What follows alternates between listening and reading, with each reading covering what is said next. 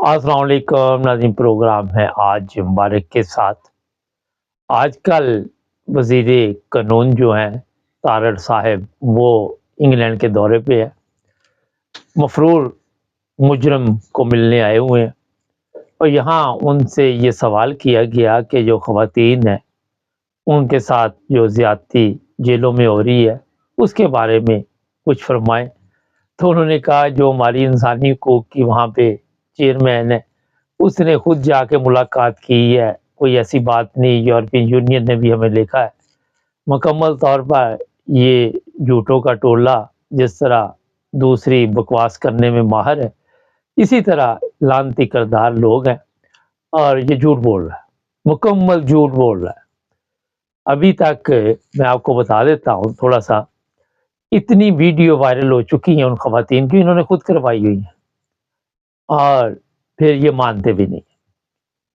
कोई मानता है कि हमारे, आप मुझे बताइए, हिंदुस्तान पे कितनी दफ़ा इल्ज़ाम लगा कि यहाँ पे इंसानी हकूक़ का जनाजा निकलता है कश्मीर में, मकबूजा कश्मीर में।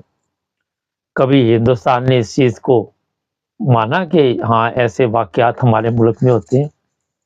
इसी तरह पाकिस्तान में जो सलूक इस वक्त जेलों में ख़वातीन के साथ किया जा रहा है, आपको मैं गारंटी के साथ कह देता हूँ कि ये कभी भी सामने नहीं लेके आएंगे, मगर वो ख़वातीन सब कुछ सामने लेके आएंगे। इसीलिए तो उनकी ज़मानतें नहीं हो रही।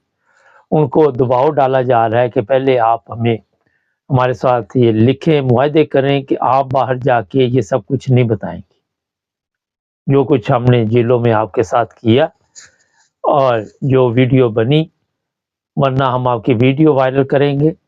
और अब मुसीबत ये है कि एक तरफ ये कह रहे हैं कि ये सब कुछ हमने नहीं किया, दूसरी तरफ वीडियो अगर ये अपलोड करेंगे तो जेल में बनी होगी।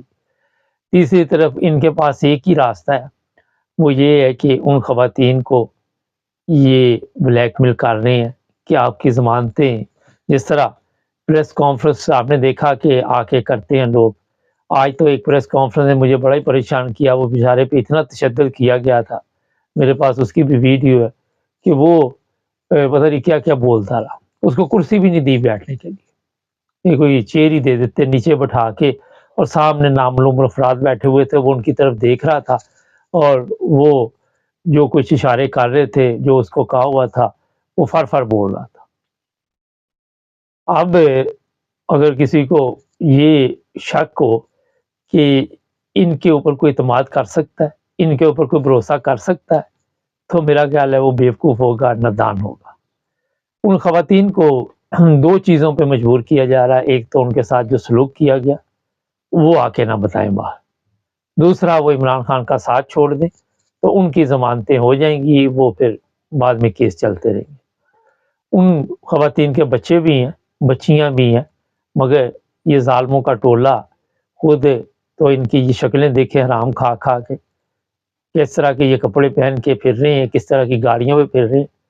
लेकिन वो बेचारे लोग जो जेलों में डाले हुए हैं, उनके साथ ये जो सलूक कर रहे, मैंने कई दफ़ा कहा यूरोपियन यूनियन को हमारे पाकिस्तानियों को लिखना चाहिए।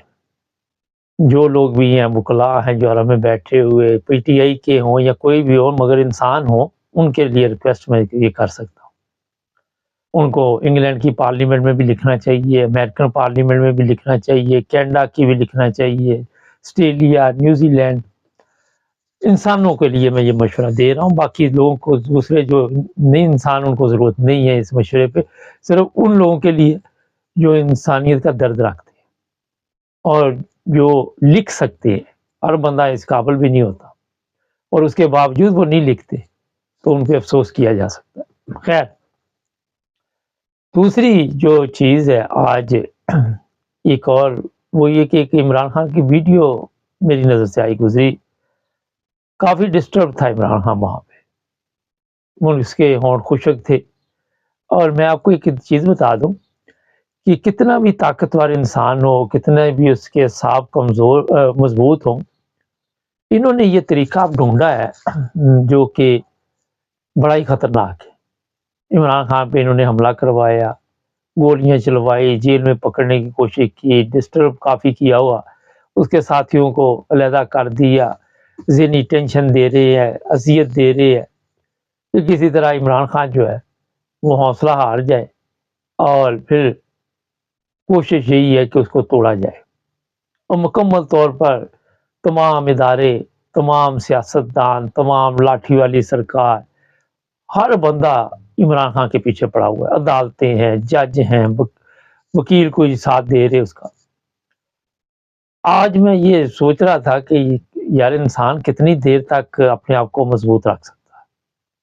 اللہ تعالیٰ یہ ہمت دے عمران خان کو کہ وہ ہمت کے ساتھ ان کا مقابلہ کرتا رہے، کیونکہ آپ کے ہر طرف سانپ ہیں، زہریلے سانپ، اور ایسے ایسے زہریلے ہیں کہ ان کے دل میں کوئی رحم نہیں ہے۔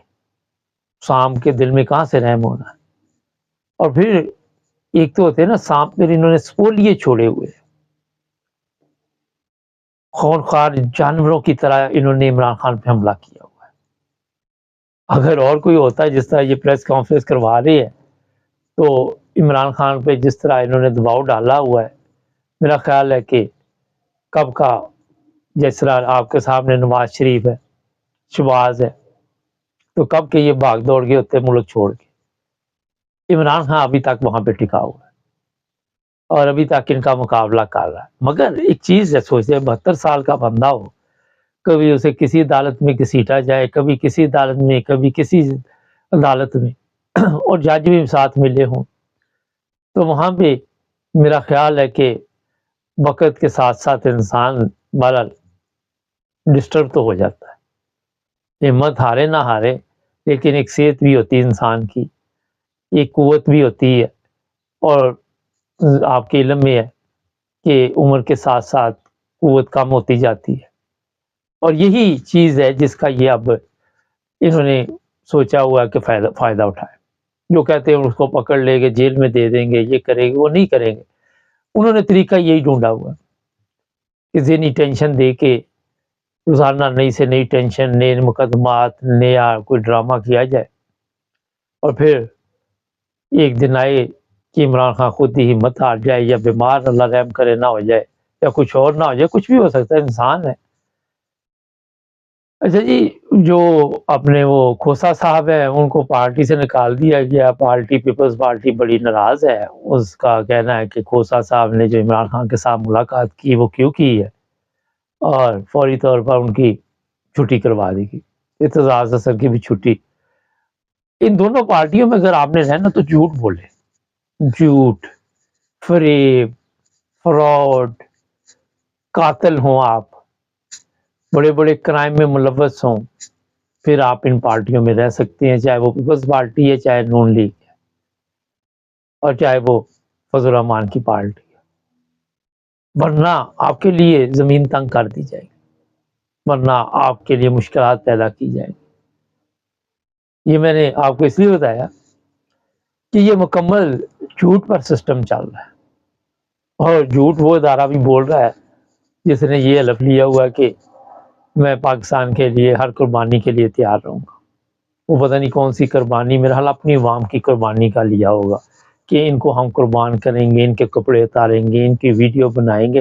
ہو سکتا ہے اس طرح انہوں نے چینج کر لیا ہو، حلف جو لیا ہو اس میں خود ہی کوئی تبدیلی کر لی ہو، جو سامنے بول رہے ہوں وہ لوگوں کو دکھانے کے لیے پیچھے کوئی اور حلف چل رہے ہو۔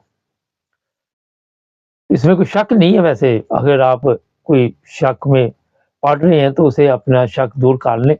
جو کچھ پاکستان میں 1.5 سال سے ہو رہا ہے، اس کے بعد مجھے تو یہ یقین ہے کہ ابھی اور بھی ظلم کیے جائیں گے، ابھی اور بھی بہت کچھ ہوگا۔